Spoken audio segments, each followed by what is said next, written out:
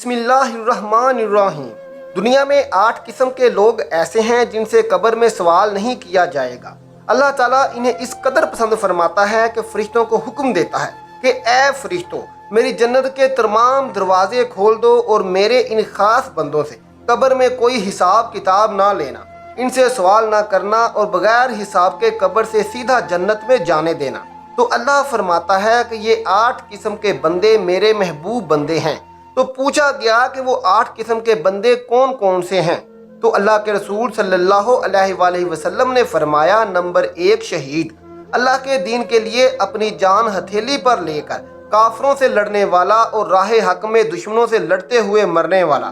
اللہ رسول کے دین کو بچانے کے لیے یہ کافروں سے لڑتا ہے، انہیں جہنم واصل کرتا ہے۔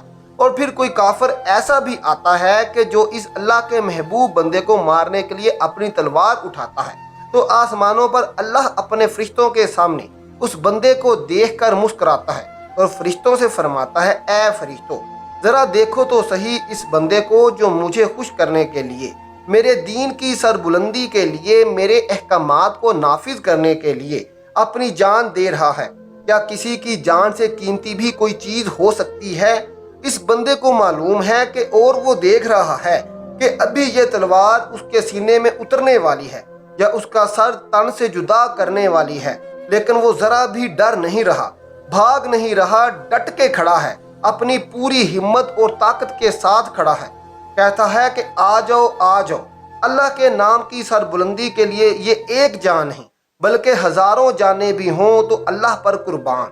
تو جب اس پر جان لیوا حملہ ہوتا ہے، تلوار اس کے سینے سے آر پار ہو جاتی ہے، تو اس کے بدن سے خون کا قطرہ زمین پر گرنے سے پہلے میرا اللہ اسے جنت کا ٹکٹ دے دیتا ہے۔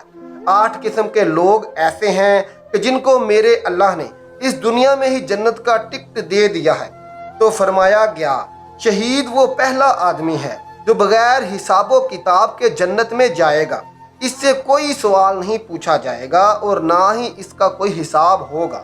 نمبر 2، ملک کی سرحدوں کی حفاظت کرنے والا فوجی، جو اپنا گھر بار چھوڑ کر، اپنے ماں باپ بیوی کو چھوڑ کے، اپنے بچے، اپنا پورا لائف سٹائل چھوڑ کے، اپنے عزیز و رشتہ داروں کو چھوڑ کے جو شخص اپنے ملک کی سرحدوں کی حفاظت کر رہا ہے، صرف اللہ اور رسول اللہ صلی اللہ علیہ وآلہ وسلم کو راضی کرنے کے لیے، تاکہ کوئی کافر اور بے دین فوج میرے مسلمان قوم پر حملہ آور نہ ہو سکے، اپنے نبی صلی اللہ علیہ وآلہ وسلم کے امتیوں کے لیے اور اپنے ملک کے لیے وہ اتنی بڑی قربانی دے رہا ہے کہ سب کچھ چھوڑ چھاڑ کے اپنی جان کو ہتھیلی پر رکھ کر ملک کی سرحدوں کی حفاظت کر رہا ہے۔ تو میرے نبی صلی اللہ علیہ وآلہ وسلم نے فرمایا، ایسا فوجی جب مرے گا تو قبر میں اس سے حساب کتاب نہیں لیا جائے گا۔ محمد بن منقدر کہتے ہیں کہ سلمان فارسی رضی اللہ تعالیٰ عنہ شرجیل بن سمت کے پاس سے گزرے، وہ اپنی چوکی میں تھے، ان پر اور ان کے ساتھیوں پر وہاں رہنا گراں گزر رہا تھا۔ سلمان فارسی رضی اللہ تعالیٰ عنہ نے کہا، ابن سمت، کیا میں تم سے وہ حدیث بیان نہ کروں جسے میں نے رسول اللہ صلی اللہ علیہ وآلہ وسلم سے سنا ہے؟ انہوں نے کہا، کیوں نہیں جناب، کریں۔ سلمان فارسی رضی اللہ تعالیٰ عنہ نے کہا، میں نے رسول اللہ صلی اللہ علیہ وآلہ وسلم کو فرماتے ہوئے سنا، اللہ کی راہ میں ایک دن کی پاسبانی 1 ماہ کے روزے رکھنے اور تہجد پڑھنے سے افضل ہے۔ آپ نے کہا، اور جو شخص اس حالت میں وفات پا گیا وہ عذاب قبر سے محفوظ رہے گا اور قیامت تک اس کا عمل بڑھایا جائے گا۔ محترم ناظرین، قیامت تک عمل بڑھایا جائے گا یعنی مرنے کے بعد بھی اس کا ثواب اور اس کا سلسلہ کبھی ختم نہ ہوگا۔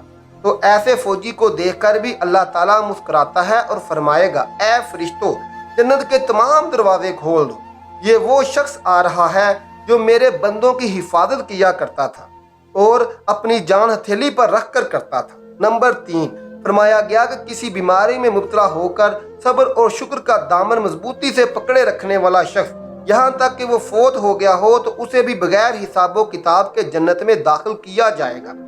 ایسا شخص جس کا بیماری اور مصیبت کی حالت میں بھی اپنے رب کے ساتھ تعلق برقرار رہا اور اس نے شکر کا دامن ہاتھ سے نہیں چھوڑا۔ اللہ کے نبی حضرت سیدنا ایوب علیہ السلام اس قدر بیمار ہوئے، اتنے شدید بیمار ہوئے کہ جسم اور زخموں سے چور چور ہو گئے، سو نہیں سکتے تھے، اٹھ کر بیٹھ نہیں سکتے تھے، سکون کی سانس نہیں لے سکتے تھے، لیکن شکر کا دامن ہاتھ سے نہیں چھوڑا۔ بے شک جس مالک کے ہاتھ میں بیماری ہے، شفا بھی تو اسی کے ہاتھ میں ہے۔ ایک دن آیا کہ اللہ کے نبی حضرت ایوب علیہ السلام بالکل تندرست ہو گئے، صحت یاب ہو گئے، تو کسی نے پوچھا کہ اے حضرت، وہ بیماری والے دن اچھے ہیں یا آج کے صحت والے دن اچھے ہیں؟ فرمانے لگے وہ بیماری والے دن زیادہ اچھے تھے۔ پوچھا گیا کیوں؟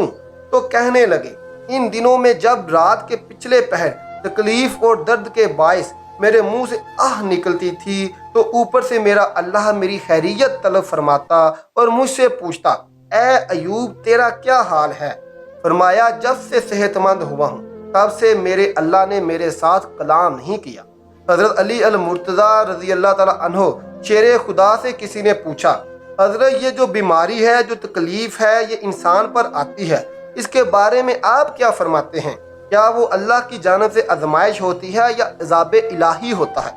حضرت علی رضی اللہ تعالیٰ عنہ نے فرمایا جو مصیبت تجھے اللہ کے قریب کر دے وہ آزمائش ہے، اور جو مصیبت تجھے اللہ سے دور کر دے وہ آزمائش نہیں بلکہ تیرے لیے سزا ہے۔ نمبر 4، میرے نبی صلی اللہ علیہ وآلہ وسلم نے فرمایا جمعہ کے دن یا جمعے کی رات فوت ہونے والا شخص بھی قبر سے سیدھا جنت میں جائے گا اور اس سے کوئی حساب کتاب نہیں لیا جائے گا۔ نمبر 5، بچے جو بالغ ہونے سے پہلے فوت ہو جائیں تو قبر میں عذاب نہیں ہوگا اور قبر سے سیدھا جنت میں جائیں گے اور کوئی حساب کتاب ان سے نہیں لیا جائے گا۔ نمبر 6، رات کے وقت روزانہ سونے سے پہلے سورہ ملک پڑھنے والا شخص اس کو قبر سے سیدھا جنت میں داخل کیا جائے گا۔ فرمایا گیا ہے کہ جو شخص روزانہ رات سوتے وقت سورہ ملک کی تلاوت کرے تو یہ سورہ مبارک اس کی بخشش کے لیے اللہ عز و جل سے دعا کرتی ہے اور اس شخص کے اور عذاب کے درمیان حائل ہو جاتی ہے، اور ایسے شخص کو عذاب قبر سے اور عذاب حشر نے نجات دلاتی ہے۔ نمبر 7، مرض طاعون میں مرنے والا شخص بھی قبر سے سیدھا جنت میں جائے گا اور قیامت کے دن شہیدوں کے ساتھ اٹھایا جائے گا اور اس سے کوئی بھی کسی بھی طرح کا حساب کتاب نہیں لیا جائے گا۔ نمبر 8، ایسی عورت جو بچے کو جنم دیتے وقت یا جنم دینے کے بعد ولادت کی تکلیف کے باعث اس دنیا سے رخصت ہو جائے تو اسے بھی شہیدوں کا درجہ دیا جاتا ہے، اور وہ بچہ جس کی ولادت ہوئی وہ اپنی کٹی ناف کے ساتھ اپنی ماں کا ہاتھ پکڑ کر جنت میں لے جائے گا۔ سبحان اللہ۔ اے نوجوانوں، مسجدوں سے 5 وقت صدائیں آ رہی ہیں، ہر روز مؤذن 5 بار یہ کہہ کر آپ کو بلا رہا ہے آ جاؤ سیدھے رستے کی طرف، آ جاؤ کامیابی کی طرف، آ جاؤ اللہ عز و جل کی طرف۔ انسان ساری زندگی ادھر ادھر کامیابی حاصل کرنے کے لیے دوڑتا رہتا ہے اور طرح طرح کے کام کرتا رہتا ہے، جبکہ اس کے گھر کے پاس مؤذن اسے 5 وقت پکارتا رہا آ جاؤ کامیابی کی طرف، آ جاؤ اللہ عز و جل کی طرف۔ اللہ تعالیٰ سے دعا ہے کہ نیکی کی بات سننے اور اس پر عمل کرنے کی توفیق عطا فرمائے۔ میرا سنانا اور آپ کا سننا قبول اور منظور فرمائے، آمین ثم آمین۔ آخر میں محترم ناظرین، کمنٹ باکس میں ایک بار سبحان اللہ ضرور لکھ دیں اور ہمارا چینل سبسکرائب کریں تاکہ ہر آنے والی نئی ویڈیو سب سے پہلے آپ تک پہنچ سکے۔ شکریہ۔